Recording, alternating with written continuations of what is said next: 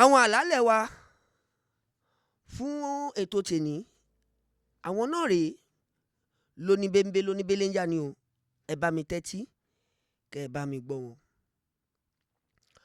Àkọ́kọ́ ìrìn àjò tá a máa kọ́ lórí ètò tèní nítorí pé a níbi tó pọ̀ tá a fẹ́ yà o. Àmọ́ a ní ọ̀rọ̀ kan àbí méjì èyí tí a fẹ́ fi kẹ́yìn ọ̀rọ̀ nítorí pé èyí tó gba wájú òun ló kọ́kọ́ gba wájú. Ọ̀rọ̀ àkọ́ṣí wa lónìí lórí ètò tèní òun náà lọ̀rọ̀ tó sì ń jà nílẹ̀ rànyìnràn yìí o, àmọ́ tó sì wà ní ìtẹ̀síwájú. Nínú ìtẹ̀síwájú tá a wá ń bá lọ lórí ọ̀rọ̀ ọ̀hún léyìí tó níṣe pẹ̀lú Alhaji Oriyomi Hamzat àti olórí tẹ́lẹ̀ láàfin bá ìyẹn Sílẹ̀kùnọ́lá Naomi, ẹni tí wọ́n sọ pé ó pe àpèjẹ àwọn ọmọ wẹ́wẹ́ sílùú Ìbàdàn ìyẹn ní Bashorun Islamic High School níbi tá a gbọ́ pé ìṣẹ̀lẹ̀ ọ̀hún tó ti wáyé. Ọ̀rọ̀ wáyé lórí ẹ̀ o nítorí pé fọ́nrán kan fojú léde. Ọ̀gbẹ́ni kan èèyàn Ọlọ́run ni wọ́n pera wọn o. Àlùfáà àjọ làkọ́lé tí wọ́n gbé lérí pẹ̀lú. Àmọ́ wọ́n ṣe àwọn àlàyé ọ̀rọ̀ kọ̀ọ̀kan. Wọ́n yọ àwọn kò mú òkun ọ̀rọ̀ lórí ọ̀rọ̀ tó ṣẹlẹ̀ yìí. Wọ́n ń fà á yọ. Wọ́n ń fi toníhá wọn níhá. Wọ́n ń fi tẹlẹ́yìn wọn ẹlẹ́yìn. Wípé gbogbo wa náà ní ká máa ṣọ́ ṣe o. Nítorí kò sẹ́ni tó mọ ìgbà àtàkókò tí ohunkíhun tó lè ṣẹlẹ̀ sẹ́dá léyìí tá a rò àbí èyí tá a ti ẹ̀ ronú pa ẹ̀ rárá. A jọ wò ó lórí ètò tèní, a tún jọ gbọ́ náà ni ohun tí wọ́n wí àti èyí tí wọ́n sọ. Bí mo bá sún gẹ̀rẹ̀ kúrò ńbẹ̀, fọ́nrán pé méjì o. Níbi tí alàgbà ẹni tó jẹ́ agbẹjọ́rò àgbà lórílẹ̀‐èdè Nàìjíríà àti ajàfẹ́tọ̀ọ́ ọmọnìyàn human activist alàgbà Femi Falana níbi àpéjọ ìdánilẹ́kọ̀ọ́ yìí tó wáyé nípínlẹ̀ Ondo tí wọ́n fi sọrí gómìnà ìpínlẹ̀ ọ̀hún ìyẹn Oriyomi Ayédàtiwa tí wọ́n fi ìpàdé ẹ̀ sí ìpínlẹ̀ Ondo tí wọ́n pe bàbá Fẹ́mi Falana wípé kí wọ́n wà lára àwọn olùdálẹ́kọ̀ọ́ tí wọ́n máa gbé ọjọ́ náà rò. Àmọ́ níbi àpéjọ yìí ni àwọn ọ̀rọ̀ kan ti tẹnu bàbá jáde lórí ọ̀rọ̀ ìṣẹ̀lẹ̀ ọ̀hún èyí tó wáyé nílùú Ìbàdàn ni o. Kí ni bàbá wí nípa ìṣẹ̀lẹ̀ ọ̀hún? Àròkọ ọ̀rọ̀ wo ni bàbá pa? Àwọn wo ni wọ́n ń parọ́kọ ọ̀rọ̀ ṣọwọ́ sí o? Ojú wo ni wọ́n fi wò ó? Ìyàwó ni wọ́n kọ sí.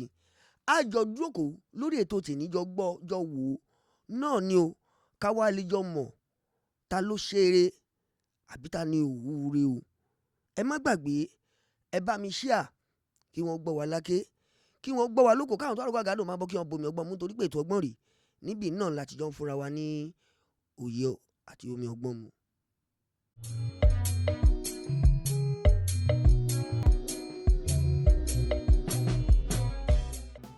Ẹ kú dédé àsìkò yìí, ẹ sì káàbọ̀ sórí ètò yín, ètò wa, ètò gbogbo ọmọ Yorùbá ọmọ Oòduà náà ni o tó ní sójú wòran yín láti iléeṣẹ́ ìkànnì Wo TV. Níbí náà ńlá ti ń fi ọ̀rọ̀ tá a fi ń jomi toru ọ̀rọ̀ tá a ti ń gbé kan lórí kan tá a ti ń yọ̀ míì kúrò lábẹ́ ẹ̀. Ó ti jẹ́ pé ètò náà ni Ọlọ́run fi dáyé. Ọ̀rọ̀ balẹ̀ á dìtàn bí só bá balẹ̀ á pòórá. Àmọ́ ọ̀rọ̀ tó wà ńlẹ̀ yìí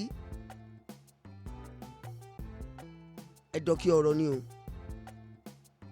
Ọ̀rọ̀ tó nígbá lẹ́yìn ẹsẹ̀ ni. Ọ̀rọ̀ tó ń gbé fúkẹ́fúkẹ́ nínú èèyàn bí ìgbà tá aláboyún bá ru oyún síkùn tí èèmọjọ́ tó máa bí. Wọ́n ní ká fọ̀rọ̀ síkùn bí àgbà. Agbọ́n má bí wọ́n ńlá dà yìí tó kù sí wọn lára o. òun nìṣẹ̀lẹ̀ ọ̀hún tó bá dúró níbi tí arákùnrin kan ẹni tó pera ẹ̀ léèyàn Ọlọ́run àlùfáà jọ ni wọ́n pera wọn gẹ́gẹ́ bí àkọlé. wọ́n jáde o wọ́n dẹ̀ mẹ́nu bà ọ̀rọ̀ ọ̀hún nínú làákàyè àti àfisùn èyí táwọn ní pẹ̀lú ìṣẹ̀lẹ̀ ọ̀hún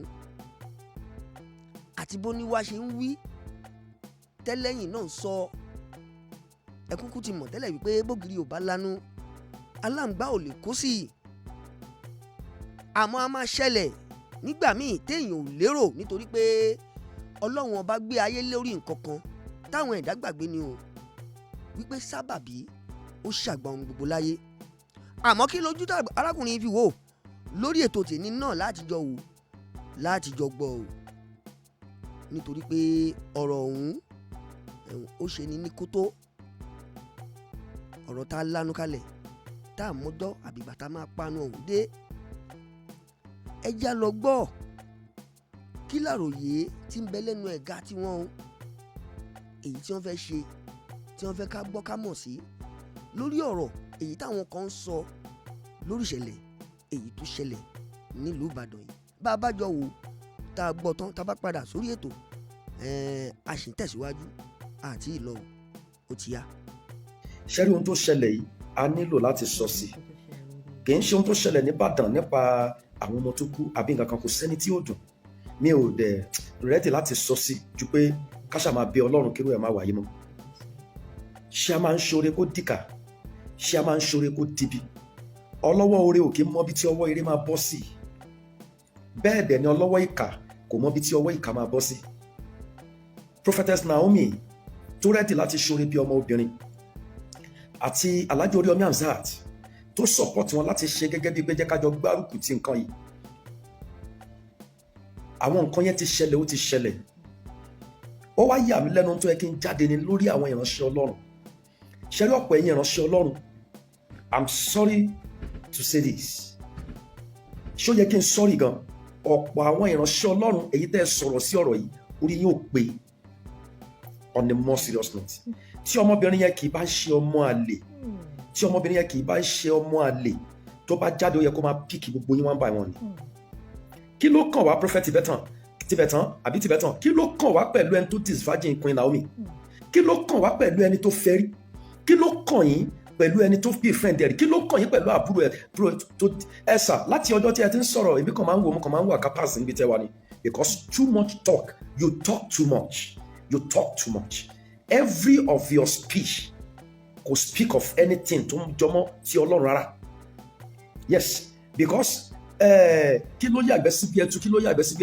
síbi ẹtu ṣé ẹtu nìkan ló ń bẹ nínú igbó ni sir it's not that you are brave it's not that you are strong it's not that you are bold lọ́dọ̀ àwa tí a jẹ́ wòlíì tí a ti ẹ̀ jẹ́ ọmọ sí yín we are looking at you how you are displaying your stupidity sir can I tell you the truth gbogbo ohun tí ẹ ń sọ mo ń wọ́ndà májẹ̀mú tí ẹ fi ń darí ìjọ kí ló kàn yín pẹ̀lú ẹ̀sà when a soldier fall wọ́n pìkì ara wọn up ni kí ló dé tó yẹ pé ẹ̀yin tó bá jẹ́ pé ẹ̀yin yìí là ń wò bíi father mo fi Ọlọ́run ṣẹ̀rí I will drop my Bible kí ló kàn yín pẹ̀lú pé ẹnìkan ló disvirgin náà ni ẹ̀sà ta lẹ́yìn disvirgin ta ló disvirgin ìyàwó tẹ́ fẹ́ àwọn wo ló disvirgin àwọn ọmọ ìjọ yín kẹ́lòmíì tó fẹ́ wọn wọ́n ń sọ̀rọ̀ wípé àwọn ènìyàn kú nìbàdàn ó nawọ́ orí wa ẹ̀sà ẹ lọ gbèrú capacity yẹn jáde ẹ bá ti gbèrú capacity yẹn jáde ń tí ẹ bá fi ṣe tó bá jẹ́ fẹ́yìn náà tó bá jẹ́ fún yín ibi tí mistake ènìyàn wà ní kẹ́ ẹ sọ fún àti àwọn nǹkan tí wọ́n lè ṣe tí wọ́n bá fẹ́ ṣerú ẹ̀ àwọn tó kú nílẹ̀ Ìgbò náà bóyá Calabar ni àbíbì kan àwọn tó kú ń bẹ̀ náà àbúrò yín náà ló lọ disvirgin obìnrin yẹn àbí àbúrò yín náà ló fẹ́ àwọn ẹni tó ṣe tọ̀hún àbí àbúrò yín náà ló fẹ́ àwọn ẹni tó ṣe tọ̀hún this thing ohun tó ṣẹlẹ̀ yìí ẹ̀sà ó ṣẹlẹ̀ lórí wípé ó wọn Ọlọ́run kó ṣẹlẹ̀ bẹ́ẹ̀ ẹni tó wá gbé program kalẹ̀ tó ṣẹlẹ̀ láti pàṣẹ ẹ̀ ní ká wá wò pé mistake wo ló ṣe mistake pé ó lo open place 1 2 no kò sí enough security even tí enough security bá wà ebi tó wà ní Nàìjíríà ó ti kọjá level pé security kan lè control nǹkan kan tí wọ́n bá ṣe openly ibi tó ti ṣe mistake ẹ̀ ni wípé ó ṣe kí ni o, ó gbé program kalẹ̀ ní open place tó lò, kò sí bó ṣe fẹ́ curb wọn, kò sí bó ṣe fẹ́ control wọn.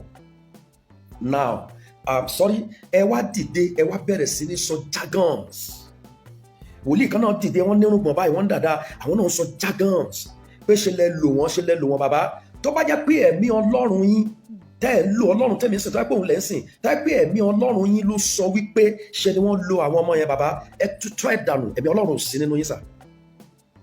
Tó bá pé ṣe lẹ sọ pé mi ò sọ, tó bá pé ṣe lẹ fẹ́ fi gba ṣáìn o, àbí bá pé ẹ fẹ́ kọ́ káyé rí yín o, àbí káyé mọ̀ yín o, but tó bá jẹ́ pé ṣe lẹ sọ wípé ẹ̀mí Ọlọ́run ló sọ fún yín pé wọ́n lo àwọn ọmọ yẹn sà, ẹ̀mí Ọlọ́run ò sí nínú yín, ẹ lọ tún àdúrà gbà, kò sí ọmọ kankan tí wọ́n lò.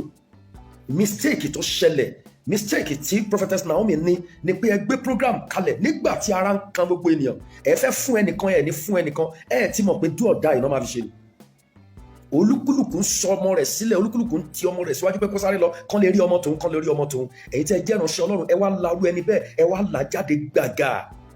Ìkan dìde, mìíràn sọ jargons, ó ní ẹ torí ọ̀rọ̀ Muyideen àti Àgbàlá tálájí Oríyọmí ò dá sí dáadáa, ẹjọ́ tó lọ lọ́rùn, ẹjọ́. This is Prophet Oladimeji Joseph, Syria ló ń pè mí. This is Prophet Oladimeji, ẹ̀mí Ọlọ́run kọ́ ló sọ fún yín, you are bunch of fools ní gbogbo yín. If you are giving that as a revelation, bàbá ńlá irọ́ lẹ́pa. Don't worry, tiyín náà ń bọ̀ láìpẹ́. Kò ní la ẹ̀mí lọ, kò ní la nǹkan kan mọ́ lọ́wọ́, a ó rí tiyín náà láìpẹ́.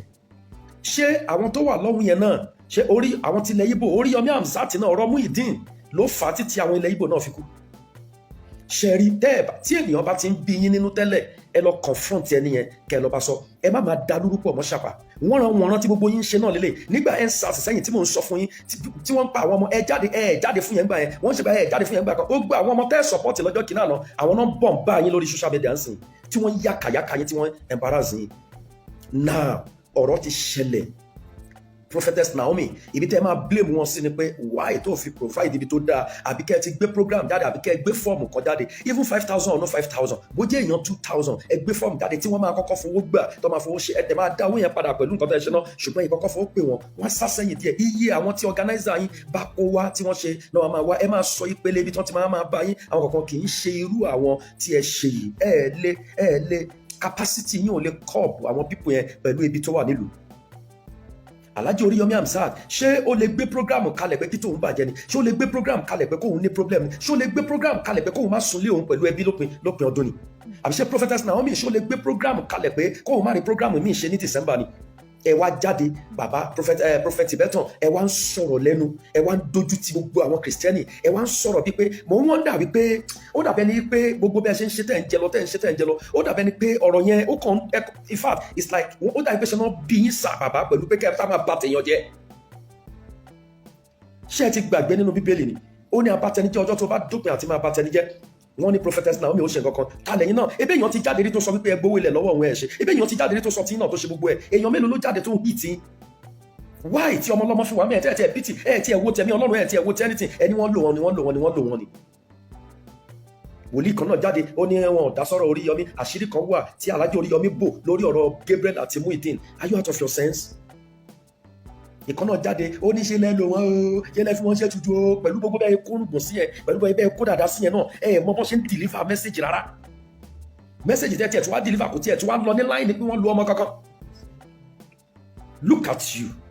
Look at the way you people are talking. Ṣẹ́rí, táwọn people yẹn bá jáde, táwọn bá gbé yín fún defamation of character, Ọlọ́run ohun tẹ́ ẹ pè wọ́n lọ́jẹ́ lóòótọ́. Táwọn bá gbé yín fún defamation of character, ohun tẹ́ ẹ pè wọ́n ni wọ́n jẹ́ lóòótọ́. N tó ṣẹlẹ̀ yẹn, mú iye èèyàn tó affect ní December, mú iye èèyàn tó yẹ kó ló kọ́ gba oore táwọn èèyàn ò ṣoore fún, mú iye èèyàn tí ò náwó oore, ìwọ̀nba tá lè ṣe láṣe, ìwọ̀nba téèyàn lè ṣe ló ṣe, ìwọ̀nba téèyàn lè ṣe ló ṣe. Ibo lẹ̀ yìí ti rí àwọn èèyàn tí wọ́n pè èèyàn tí wọ́n ṣe bá, ìwọ̀nba tí wọ́n lè ṣe ni wọ́n ṣe. Instead kẹ́ guide èèyàn, instead kẹ́ jẹ́ kó yẹ pé mistake tó ṣẹlẹ̀ ibi báyìí, ẹ̀ ń sọ̀rọ̀ ẹni tó ti virgin ẹ̀ ń sọ̀rọ̀ bí bàbá ẹ̀ ò ṣe níṣẹ́, ẹ̀ ń sọ̀rọ̀ bí ìyá ẹ̀ ò ṣe níṣẹ́, ẹ̀ ń sọ̀rọ̀ bí kíní kan ò ṣe níṣẹ́, ẹ jẹ́ kí wọ́n ṣàlàyé family tí náà, ẹ mọ̀ pé ẹ yẹ lẹ́ni tí wọ́n ń pè ní wòlíì, ẹ mọ̀ pé ẹ yẹ lẹ́ni tó ń pàtí bàbá. Àbí irú àwọn wo lọ́lọ́run ń pè báyìí, irú àwọn wo ló fi ṣe fathers, irú àwọn wo ló fi ṣe wòlíì, irú ìran wo gan ni ìran jọ̀ǹkan yìí bàbá, ìran abatẹnijẹ́, àfiniṣẹ̀sẹ̀, àfiniṣẹ̀lẹ́yà. Ẹ̀yin ká ṣubú níwájú yín kẹ́ má lè gbé ni, ẹ̀yin ká forúkún méjèèjì kúnlẹ̀ kẹ́ má lè fani sókè. kí ni problem yín pẹ̀lú prophetess Naomi? Ẹnìkan ṣiṣẹ́ lọ́dọ̀ Jimoh Aliu, àbúrò yín ló disvirgin ẹ̀, ó gbowó ẹnìkan gbowó ẹ̀, ó ṣe gbá, kò lọ school, ó drop out ní university. Ṣé message nìyẹn sà àbí játijàti? Bàbá Reverend Tibetan, ẹ ṣe ẹ̀dá, ẹ ṣe bàbá tí ènìyàn ń tẹ̀lé láyé, ẹ ṣe bàbá tí ènìyàn ń wo ipasẹ̀ rẹ̀. You are not bold and display stupidity ni. You are not bold, sir. If you are not bold, it's not that you are bold. Kì í ṣe pé ẹ gbó lẹ́nu, kì í ṣe pé ẹ ṣe pé kíní kan. Irú àwa ìdáàbọ̀ lẹ́yìn tó wá sọ pé ká jáde ká máa kó fún yín back to back. Mo fọlọ́run ṣẹ̀rí àtòrú àtọ̀sán máa kó fún yín back to back. Tẹ́ẹ̀ ní sinmi, or we don't need all that. Ibi tá a bá ti wá rírú ẹ̀ lọ́dọ̀ àwa yìí, kí ló wá dé tó ẹ pé irú ẹ̀ ló ń jáde lẹ́nu? Ẹnu náà ti ń má gbà kì í ṣojú sà. Ẹ pàdé àgbàlagbà lọ́nà ẹni kó yá yín lọ́gbọ́n. Ṣé ẹ mọ̀ bóyá dídìrín ló ṣe dàgbà ni? Ẹ̀yin lówó yẹn bá wí. Whatever you wanted to do, go and do it. You are not a father in faith. You are not a father in encouragement. You are a father displaying stupidity. Ẹ kàn fẹ́ kọ́ máa attack àwọn Christianity, kọ́ máa attack àwọn Christianity. Báwo lẹ ṣe máa sọ bẹ́ẹ̀? Then ìwọ kí náà ti ń porúkọ ẹ ṣe adé ọba náà pé ẹ tó ń sọ wípé kíní kan àṣírí kan ló wà láàrin Muyideen àti Alhaji Oriyomi. What's your problem? You don't have anything to say. Ìgbà tó tí wọ́n tiẹ̀ máa parí tiẹ̀ ìwọ prophet adé ọba ẹ tó tiẹ̀ máa finish tiẹ̀ pátápátá oní tó bá fẹ́ gbọ́ àṣírí part 2 kan lọ sí bóyá kan lọ follow ẹ àbíkan ibẹ̀ ni mo ti mọ̀ pé you don't even know what you are saying. Wọ́n kàn ń tajà káyé mọ́ ẹni.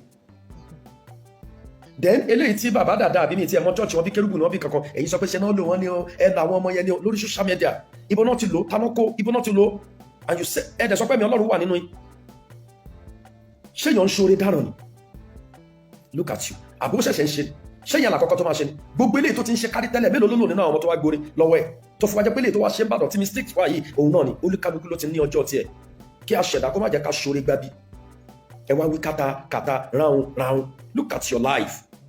Bàbá ẹ lọ jókòó mistake lẹ jẹ́ fún wa láàrin àwọn fathers you are mistakes. Ẹ káàbọ̀ padà o ṣé ẹ ti bá mi wò ó tó ẹ dẹ̀ ti gbọ́ gbogbo àlàyé lẹ́nu wọn. Àkọ́kọ́ tí mò ń kọ́kọ́ máa sọ ni pé Ọlọ́run ọba lọ́ba onídàájọ́. Ọlọ́run ọba lọ́ba tó ní ìdájọ́ kó wá lọ́wọ́.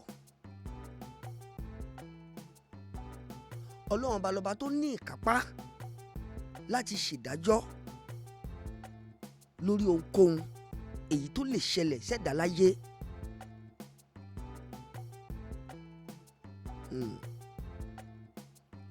Ọ̀pọ̀ ni ó rò pé ìṣẹ̀lẹ̀ tó ṣẹlẹ̀ yìí wọ́n rò pé nínú òye èèyàn ni.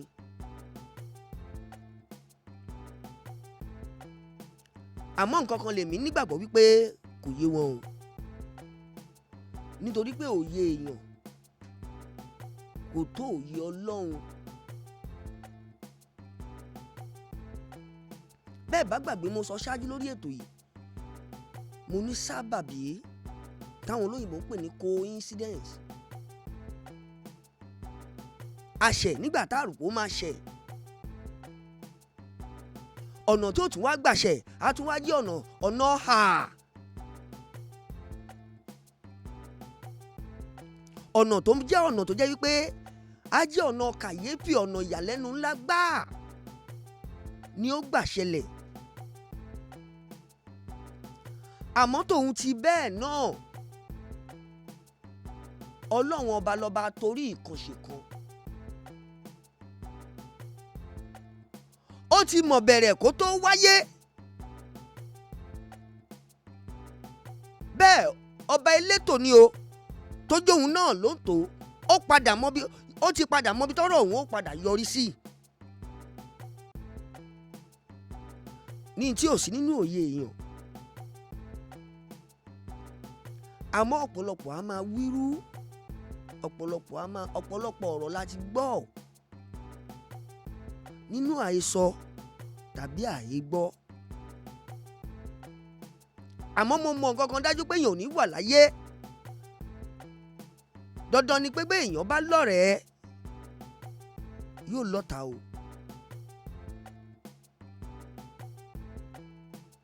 Ọ̀pọ̀lọpọ̀ ní máa ro kan pé pẹ̀lú àníyàn burúkú.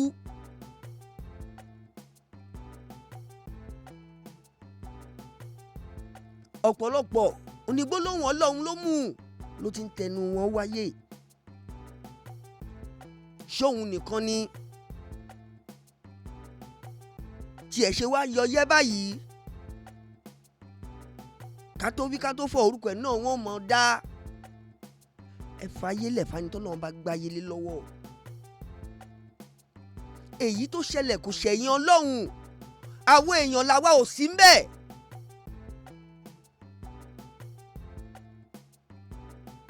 nínú gbogbo àwọn tí wọ́n ń bọ́ sórí ẹ̀rọ alátagbà sọ̀rọ̀ lónìí, ta ló wà ńbẹ̀ ńgbà tí ìṣẹ̀lẹ̀ ọ̀hún ṣẹlẹ̀ gan tó lè sọ fún wa ní pàtó ibi bó ṣe bẹ̀rẹ̀ àti bó ṣe parí. àmọ́ ìṣẹ̀lẹ̀ ọ̀hún ṣẹlẹ̀ ó wáyé tán, kálukú wa mú àtàmọ́ wọ́n ń farun wájú pọ̀ mọ́ tìpàkọ́, wọ́n ń sọ̀rọ̀ bí ẹni páwọn lọ́lọ́run ọba, bí ẹni tó rí tán bí ẹni tó mọ̀ tán. ó kọjá ń tà lè máa fi bí ṣe ń ṣe wá lára sọ̀rọ̀ ń pa ẹ̀ ni o, nítorí pé tẹni tó dé la rí àmọ́ tẹni tí ń bọ̀.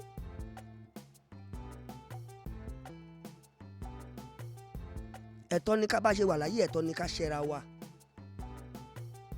àwọn àgbà bọ̀ nílẹ̀ Yorùbá wọ́n níṣẹ́ mi ń bí ẹ́ lóògùn ọ̀rẹ́. nínú àwọn tí wọ́n ti bọ́ ọ̀ta tí wọ́n ń sọ̀rọ̀ lórí ìṣẹ̀lẹ̀ yìí pé èèyàn Ọlọ́run làwọn, tí wọ́n dẹ̀ mọ̀ wípé ọ̀rọ̀ yìí bó ṣe wáyé bó ṣe ṣẹlẹ̀ yìí èèyàn Ọlọ́run làwọn, àwọn dẹ̀ máa ń ríran, Ọlọ́run á máa fìran hàn àwọn, á máa pa àwọn, á máa bá wọn sọ̀rọ̀. kò sí tọ́lọ́run fìran ìṣẹ̀lẹ̀ yìí hàn nínú wọn.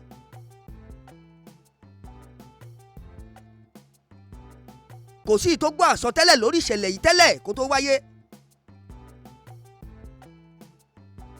ìkìlọ̀ wo ló ti wáyé ṣáájú kí ìṣẹ̀lẹ̀ yìí tó ṣẹlẹ̀ gan-an.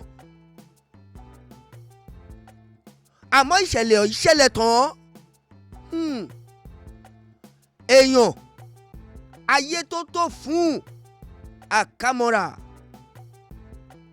mo gbèdì o, mo bẹ́rí fẹ̀yìn ayé. àmọ́ nǹkan kan tí mo mọ̀ tó dá mi lójú ó ní pé olóòótọ́ èèyàn ò ní kú sípò kà láyé. Ọlọ́run kì í fi èèyàn tiẹ̀ sílẹ̀ o, bó tilẹ̀ hùn kó burú tó.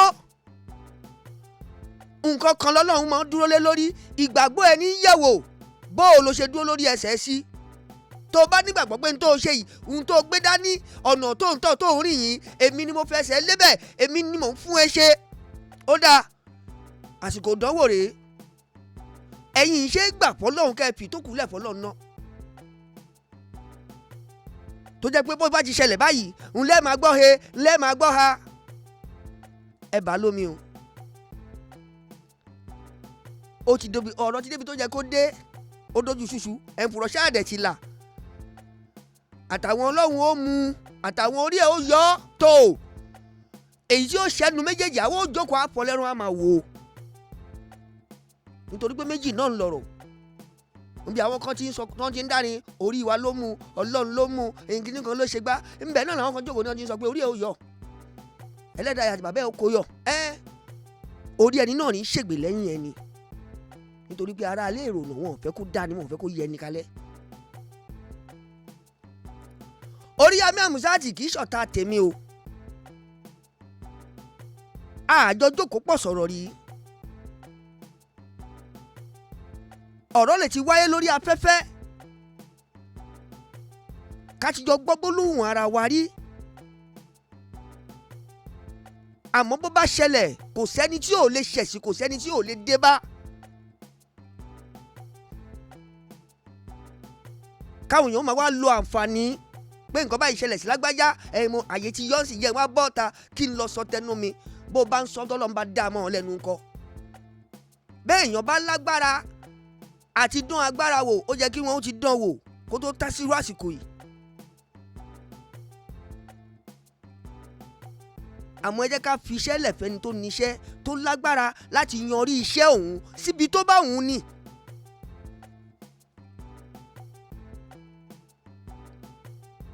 a máa wá pé torí ìkan nìkan ṣe ṣẹlẹ̀, àbí torí báyìí ló ṣe rí báyìí, fún tani àbí fún lágbájá àbí fún tàmẹ̀dò. tó ìwọ̀nba ń làwa ó sọ ń bẹ̀ o, ìwọ̀nba ń làwa ó sọ nítorí pé ọ̀rọ̀ ò tí ì tó sọ. Àwọn àgbà kan lẹ̀ Yorùbá ni wọ́n máa ń sọ lọ́rọ̀ o, wọ́n á ní básìkò ọ̀rọ̀ báyìí tó béèyàn bá sọ orú ọ̀rọ̀ bẹ́ẹ̀ wọ́n á ní í ṣe ló bẹ. Básìkò ọ̀rọ̀ bá wá tó tí wọ́n fúnra ẹ̀ mọ̀ básìkò ọ̀rọ̀ tó tí irú ẹni bẹ́ẹ̀ wá kọ̀ tí ò sọ̀rọ̀ ọ̀hún jáde wọ́n á ní í ṣe ló gọ̀. Àwa ò ní í ṣì bẹ́ẹ̀ ńlá ò ní gọ̀ jù, ìwọ̀ntúnwọ̀nsí náà láṣẹ ni mo ṣe sọ pé àsìkò ọ̀rọ̀ ètò ẹ jẹ́ ká fòfin láyè kó fi hàn ṣiṣẹ́ ọwọ́ ẹ o. Níbi tó dé dúró yìí àwa kọ́ kì í ṣàwa mọ́, ọwọ́ Ọlọ́run ló wà. Àmọ́ ẹ jẹ́ k'Ọlọ́run ó dójú tàwọn tó fẹ́ dójú tì náà, nítorí pé àwọn kan wà tí mo mọ̀ pé Ọlọ́run fẹ́ ta ara arú ọ̀rọ̀ báyìí ó fẹ́ dójú tì wọ́n.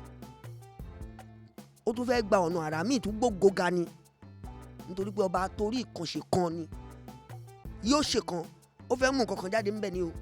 Èyí ò lọ́lọ́run ọba kì í ṣe èèyàn. Àmọ́ àwa ó máa retí lórí ìdájọ́ yìí tí ilé ẹjọ́ fẹ́ gbé kalẹ̀ lórí ìṣẹ̀lẹ̀ ọ̀hún. Nígbà náà ńlá tó lè fìtàn balẹ̀ fúnra wa. Nígbà náà ńlá tó lè yọ kò mú òkun ọ̀rọ̀ jáde fúnra wa. Nígbà náà ńlá tó lè tọ́ka òwú bí àti ọ̀ṣẹ́rẹ́. Nígbà náà la lọ wá àjẹ́ kí wọ́n mọ̀ ìpè wọ́ wí ire o, èyí tó wí yìí ó kù díẹ̀ káàtó. Àmọ́ ẹja file bẹ́ẹ̀ ká fi ṣu síná ká máa wọ́ bẹ́ẹ̀. Èyí náà la wà àwa ì tí ì lọ. Àmọ́ ohun tá a bá tún gbọ́ lórí ètò lórí ìṣẹ̀lẹ̀ yìí ẹ tún padà rí wa o. Bẹ́ẹ̀ náà la mú wá fún yín lẹ́kùnrẹ́rẹ́ bá a ti ṣe máa ń mú wá fún yín. Ẹ má gbàgbé ẹ bá mi pín o, kí wọ́n gbọ́ lákè kí wọ́n gbọ́ lóko, káwọn tó arúgbó náà máa bọ́ kí wọ́n bomi ọgbọ́n mú, nítorí pé ètò ọgbọ́n rẹ̀ níbí náà láti jọ ń fúnra wa lómi ọgbọ́n mu. Mo tẹ̀síwájú o kúrò ní abẹ yẹn o. Ìpínlẹ̀ Ondo mo tọ́ sí báyìí. Àpéjọ tó wáyé nípínlẹ̀ Ondo, ṣé kápẹ́ lánàá àbíjẹta ni àpéjọ ń wáyé, àmọ́ bíi wákàtí díẹ̀ sẹ́yìn ni fọ́nrán ọ̀hún ló fojú léde. Níbi tí agbẹjọ́rò àgbà lórílẹ̀‐èdè Nàìjíríà yẹn SAN Femi Falana tí wọ́n pè wọ́n gẹ́gẹ́ bí àlejò láti wá ṣe ìdánilẹ́kọ̀ọ́ níbi àpéjọ ọ̀hún tí wọ́n fi sọrí ẹni tó jẹ́ gómìnà nípínlẹ̀ Ondo yẹn gómìnà Oriyomi yẹn Ayédatiwa. Níbẹ̀ náà ni ọ̀rọ̀ ọ̀hún ló ti fẹ́jú kẹ́kẹ́ tí bàbá ti ń pe àwọn èdè yìí kí ni wọ́n ń sọ lọ́rọ̀ lórí ìṣẹ̀lẹ̀ yìí tó wáyé. Ọ̀rọ̀ tí wọ́n sọ tí wọ́n mẹ́nubà ó pọ̀ o, àmọ́ ẹ já lọ gbọ́ lórí ìṣẹ̀lẹ̀ ọ̀hún kí ni tí wọ́n sọ. Àwọn wo gangan ni wọ́n pàrokò ọ̀rọ̀ ṣọwọ́ sí, irú àrokò wo gan ni wọ́n pa, iṣẹ́ kí ni wọ́n ní kàrokò ọ̀hún jẹ́. Bá a bá lọ tá a bá padà sórí ètò a sì ń tẹ̀síwájú àti ìlọ ó ti yá. In many countries, including London that they all go to, if there is any noise in the house that disturbs the neighbors, the police will turn up because a neighbor will have called the police. If a few people gather on the street in a tumultuous manner, the police will come. In our own country, under Section 83, subsection 4 of the Police Establishment Act 2020, sir,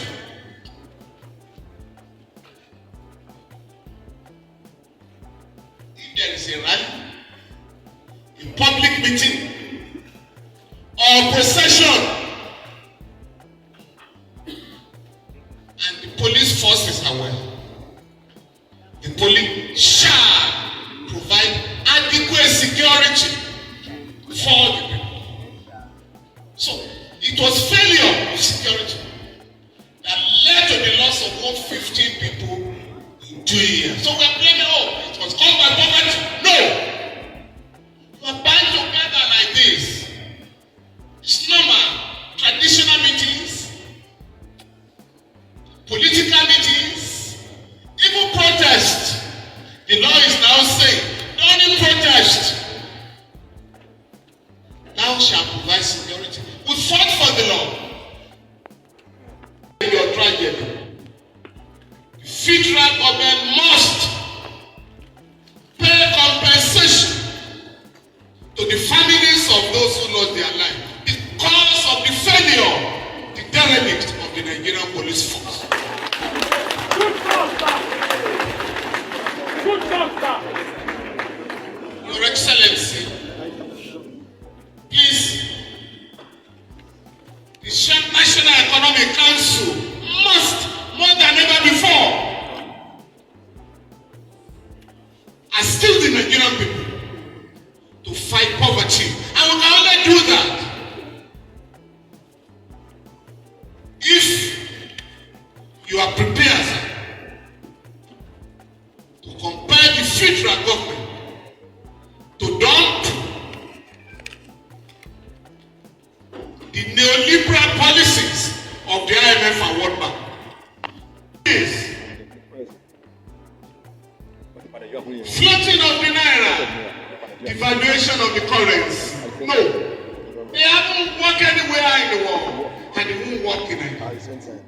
So the government must be persuaded to review these programs and enter into meaningful dialogue with the Nigerian people. Because if we want to have security in our country, young people must go to school. Young people must be gainfully employed. When I came in now, the Honorable Commissioner of Education was introduced to me. And I said, Honorable Commissioner, are you up to remove your name? Because we have sued all the 36 state governments. Yes. For not collecting, for not paying Katapa fund to collect money. Because 135 billion is lying fallow now.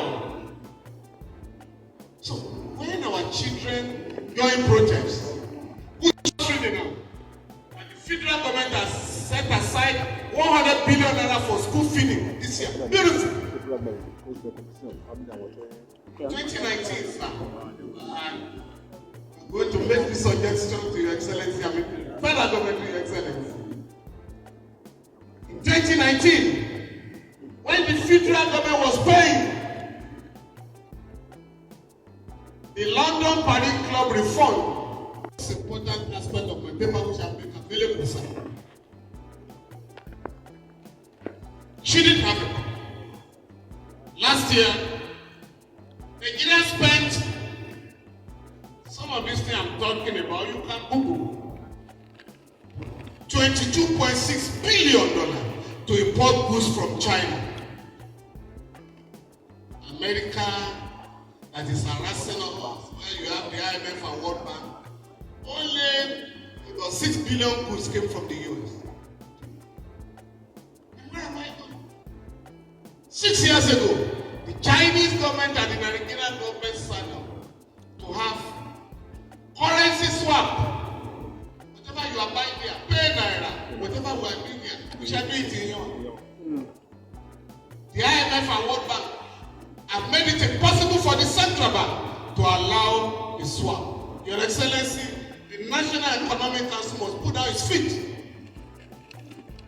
When the president recently came from China, the agreement, 5-year agreement expired last year. It's been renewed now. So we should now be talking of currency swap. And that is the essence of BRICS. Those countries that have come together, a government agency, National Extractive Transparency Agency, came out. A few oil companies and gas companies are owing the country $6.1 billion and 64 billion naira. 2 months later, no, a month later, the president went to the National Assembly to take a loan of $2.1 billion to fund the 2025 budget. No, sir. You must help us to ask native to collect this money so that these external debts that we are piling up stop. But what I call cocoa boom now, cocoa boom. This state is the leading cocoa producing state in Nigeria. Ondo State.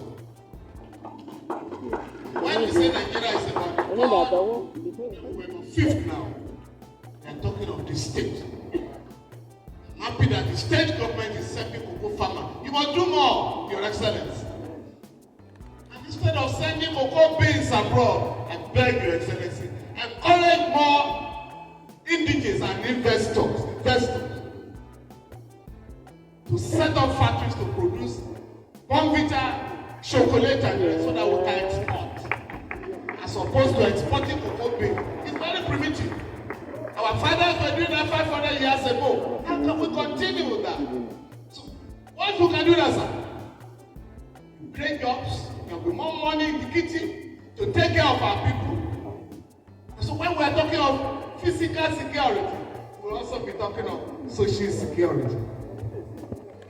Recently, education to senior secondary school. All our children, free education to junior secondary school. So the first 9 years, all our children are entitled to free education. And Ondo State must take the lead. You have done well in the area of physical security. Now in the area of social security. And you must help our people. Everybody must have a house on his head. That is it, what the Constitution is saying. There is also in Abuja now a law, 70. It's what they call Senior Citizens Act.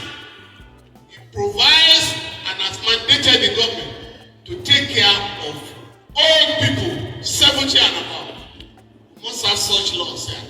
Such a law to take care of our old people, to take care of physically challenged people, to take care of the needy in our society. Except we do this, we can clap for ourselves that Amotekun is working. But if at the end of the day, young people have no employment, they will go and join criminal gangs. I know it's difficult here. I think our young people, there's a lot of, they're totally misled. I know the government has had problem getting our young people to learn something. The academic example is for all of us. No matter how we live, how long we live, there will be a day that we are going to account. Not only to the Almighty God, to the people here. What we are doing today is to honor principle, honor commitment, to honor consistency of Oluwarotimi Akeredolu. I think for each and every one of us, it is a challenge that even when you are still around, be known for some principle. Akeredolu never wavered. You could predict where you will be on any issue. And that should be with all of us. He was one of those governors who will never pretend. You may not agree with him, but he will make his own point. And that was what he did. As a member of the ruling party, he was here, give a talk, I think it's a third year anniversary. And when I finish, definitely, go spare me. If I have a second time, I don't know. Abuja will know that there's a governor in Ondo State. And indeed, Abuja knew there was a governor. The villa went haywire. The villa was a money mood. When Akeredolu narrowly, it was a 4-3 narrow point in the Supreme Court. 4 justices for him, 3 against him. And I want to plead with you. Don't run a government of contractors. Run a government of the people. Let our people benefit maximally from your government.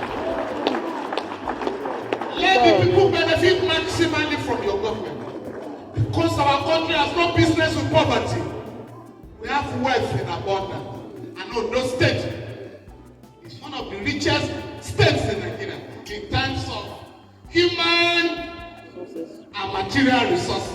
Your duty, sir, is how to expand them to the betterment of our people. I thank you very much for this opportunity. Ẹ káàbọ̀ padà. Tó ṣe rí pé òye yàtọ̀tọ̀ sóye. ẹ̀dẹ̀ mọ̀ yìí pé ọgbọ́n yàtọ̀ sọ́gbọ́n. Àkójọpọ̀ ni mo fẹ́ kí a jọ ṣe, ká gbé àwọn ọ̀rọ̀ yìí ká gbé sórí wọn. Ẹ ti gbọ́ alákọ̀ọ́kọ́, ẹ ti fojú yín wo ń tẹ́ ẹ rí mbẹ̀. Èyí tá a ṣàfihàn ẹ̀ fún yìí, bàbá Fẹ́mi Falana ni wọ́n sọ ọ̀rọ̀ yẹn o. Ṣe rí pé ọ̀tọ̀ níbi tí àwọn gbé ọ̀rọ̀ tí wọ́n gbà, nítorí pé èrò tí wọ́n lórí ìṣẹ̀lẹ̀ ọ̀hún ó dá dúró gedegbe.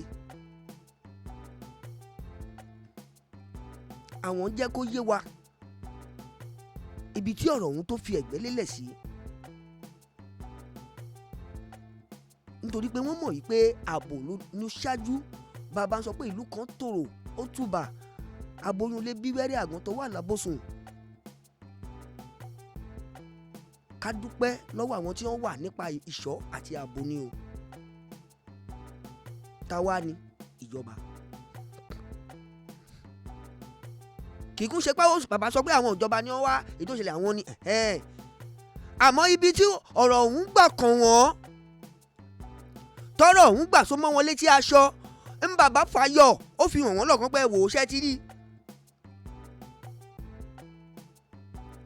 Ni mo ṣe sọ pé irú wò ó, ìwòrìwò wò ó, ohun abájìjọ wò gẹ́gẹ́ náà ní gún. Òótọ́ ń làwọn èèyàn kan sọ nǹkan ibi tó yàtọ̀ pátápátá, tó tiẹ̀ yàtọ̀ tí kò jọra wọn lórí ìṣẹ̀lẹ̀ tó wà nílẹ̀ yìí. Alọ́jì ọ̀rọ̀ tó ti kú tó ti regbè, alọ́jì àwa ń lọ́kùn ẹ̀pọ̀ mọ́ ìṣẹ̀lẹ̀ tó ṣẹ̀ṣẹ̀ ṣẹlẹ̀ yìí, níbo ló gbà kanra wọn. Ẹjọ́ ò jọra wọn, ìwádìí ẹ̀ ò jọra wọn. Níbo la fẹ́ gbà tá a ti fẹ́ lọ́kùn ọ̀rọ̀ ọ̀hún, tá a ti fẹ́ lọ mọ́ra wọn. Ńlẹ́ fi mọ̀ wípé ilé ayé tá a wà yìí ó gbẹgẹ́ o. Báwo èèyàn bá fọwọ́ lẹ́rán tí wọ́n bá ń wò, ojú wọn lásán lórí. Ohun tó wà nínú ọ̀rọ̀ kù báyìí nílé yan mọ́. Òótọ́ ni pé wọ́n nínú jì ó jọ̀run lóòótọ́. Ọ̀pọ̀ èèyàn ní ìtumọ̀ òwe yìí ò yé, àmọ́ òkun ò wá níkùn kó nínú ó má mọ́nú ẹ̀. Ọ̀rọ̀ bàbá tí mo mú wá tí mo fẹ́ kí mo jẹ́ ká gbọ́ yìí, ṣé ẹ rí ibi tí bàbá gbà wọlé, ẹ rí ibi tí wọ́n gbà jáde. Bí mi ìbá gbàgbé, ọ̀kan lára àwọn òṣèré orí ìtàgé kan ti kọ́kọ́ jáde tó ti sọ̀rọ̀ lórí ìṣẹ̀lẹ̀ yìí o. Ṣé ẹ gbọ́ bí tóun náà ronú tiẹ̀ gbà lọ, níbi tó pe àkíyèsí àwọn èèyàn sí. Kẹ́ ẹ lè máa wò wípé à ń wá ọ̀nà láti fi ẹsẹ̀ ọ̀rọ̀ dúró ńlẹ̀ gírí ni o. Nítorí pé táwọn èèyàn bá sọ náà ó níṣẹ́ tí ó ṣe o nínú ọ̀rọ̀ tó wà nílẹ̀ tó ń lọ lọ́wọ́lọ́wọ́ yìí. Àmọ́ nǹkan kan ni fún gbogbo ẹ̀yin ọ̀bàyéjẹ́, ẹ̀yin tí kì í tẹ́ lọ́rùn kí omi àlàáfíà àbìkan máa tòrò, tó jẹ́ pé gbogbo ọ̀rọ̀ tí yín èrò inú yín bí ogun bí ìjà ni. Ẹ̀yin lákàn pàrọwà fún wípé kẹ́ ẹ sinmi ẹ̀dọ̀ o, kẹ́ ẹ má joyè ẹni tí ó ṣe òṣùká tó gbé lérí tó wá gbé ọ̀rọ̀ ọlọ́rọ̀ tó gbé ká, tó wá mọ́ méjèèjì tó fi fa irú tiẹ̀ ní dẹ́ngẹ́rẹ́, tó fẹ́ tẹ̀ sílẹ̀, tó jẹ́ làpálàpá ló mú gbọ́ o. Kálukú náà ní tiẹ̀ ń bẹ lábẹ́ aṣọ ẹ o, kálukú àbí tiẹ̀ lára. Ó sì jẹ́ pé tara ẹni là gbájú mọ́. Ẹ fọ̀rọ̀ lẹ̀ fáwọn ọlọ́rọ̀, ẹ jẹ́ kí wọ́n yanjú ọ̀rọ̀ wọn. Àwọn ò ní ń tẹ́ ẹ sọ́dá, a sì ní ń tẹ́ ẹ sọ́ ò dá. Àmọ́ nǹkan kan ni, ṣé ẹ ṣàfáwọn tí wọ́n wà ní ìṣàkóso rẹ̀, ẹ fún wọn láǹfààní àti ṣiṣẹ́ wọn. Nítorí pé ọ̀pọ̀lọpọ̀ náà ni ó sì padà sọ̀rọ̀ tí wọ́n fi kó bára wọn lórí ọ̀tí mẹ́lẹ̀ yìí bí wọn ò bá ṣọ̀rọ̀ sọ. Àmọ́ ìtawà rí ń bẹ̀ la mú wá fún yín tẹ́ ẹ wò tẹ́ ẹ gbọ́ yẹn. Bá a dẹ̀ ṣe máa mú wá náà nìyẹn, báwọn olóbó ìbá ti ń fojú kẹ̀kẹ́ tí ń fojú hàn lórí àwọn ẹ̀rọ ayélujára. Àmọ́ ìta bá sọ ẹ jẹ́ ká gbọ́ ká yẹ̀ wò ká mú tiwa ń bẹ̀, nítorí pé kò ní jẹ́ tẹni kéèyàn má mọ̀ o, ọlọ́rọ̀ ni o tí wọ́n ń pè ní abiti dídì. Ètò tèní rèé bí ó ti mọ ni o, àpẹ́ lórí ẹ̀ rárá torí pé àfẹ́ dònà pẹnu wọn àti fẹ́ fàsìkò yín ṣòfò. Àsìkò ni mo fi ń dúpẹ́ lọ́wọ́ yín o, àtòníyàn àtọlọ́kà tẹ́ bá mi fìfẹ́ jẹ́, mo dúpẹ́ pé dojoojúmọ́ náà ni ó máa ṣojú wa o. Èmi náà ni ó máa wá, ẹ̀yin náà ni ó sì máa fojoojúmọ́ bá, nítorí pé ó dá mi lójú pé kòkàn ò ní pa ẹ̀tà lójú ràn. Àmọ́ èmi a máa sọ pé gbogbo ẹni tó bá wá ní kèmí náà lọ kí n má padà sáyè mọ́, màá máa pẹ́ máa bá ń jábọ̀ fúnrú wọn bí n bá lọ tán wípé àwọn náà lè ní ó lọ ní padà dé ní padà pamọ́ lókè èèpẹ̀ o. Èpè kọ́, orúkọ mi ò yí padà o, Àdìgún lódòdó ìràwọ̀ náà mo sì ń jẹ́ títí wá dàsìkò yí ọjọ́ mi ọjọ́ rí. Ìgbà míì ìgbà ọ̀tún táwùjọ máa fojú rinjú lórí ìkànnì Wo TV pẹ̀lú àkọ́tún ètò míì lọ́lọ́kan ọ̀jọ̀kan. Ẹja máa kíra báyìí pé a kú ọdún, a kú àlàjá ọdún, àdẹ̀tò kú ojú lọ́nà fún ọdún 2025 láyọ̀ náà ní yòówó léwẹ̀rẹ̀ wá bá wa o. Ire o.